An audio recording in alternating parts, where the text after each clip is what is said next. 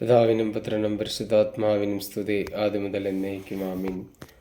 മശിയാൽ എട്ടം അനുഗ്രഹിക്കപ്പെട്ടവരെ, 25 നോയമ്പിലെ വീണ്ടും 8-ാം ദിനം, ഒരു ഞായറാഴ്ച നമ്മൾ വീണ്ടും ഇന്നത്തെ ദിവസം നമ്മൾ വിശുദ്ധ കുർബാനയിലെല്ലാം പങ്കെടുത്തു കൂടുതൽ ശുദ്ധിയുള്ളവരായി കർത്താവായ യേശു മിശിഹായെ ഹൃദയത്തിൽ സ്വീകരിച്ചുകൊണ്ട് നമ്മൾ വീണ്ടും ഒരു അനുഗ്രഹത്തിലേക്ക് നമ്മൾ പ്രവേശിക്കാൻ പോകുന്നു. സാധാരണ ഞായറാഴ്ച നമുക്ക് വിശുദ്ധ കുർബാനയെല്ലാം ലഭിക്കുമ്പോൾ നമ്മൾ ഒരുപാട് ശുദ്ധിയും ഒരുപാട് അനുഗ്രഹം നമ്മൾ സ്വീകരിക്കും.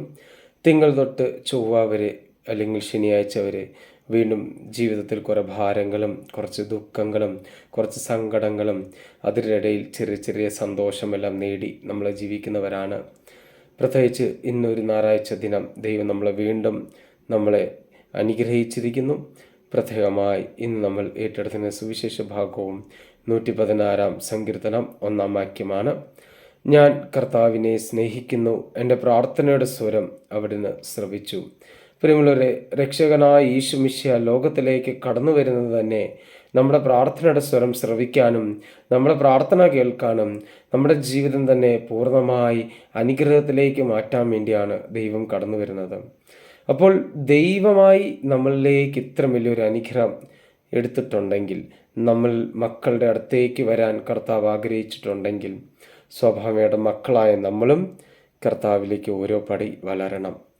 ഒന്നൊന്നായി പാപങ്ങൾ കുറച്ചുകൊണ്ട്, ഒന്നൊന്നായി പാപങ്ങളിൽ നിന്നും അകന്നു നിന്ന്, ഒന്നൊന്നായി ദൈവത്തെ സ്നേഹിച്ചുകൊണ്ട് നമ്മൾ ദൈവത്തിലേക്ക് നമ്മൾ മുമ്പോട്ട് നീങ്ങണം.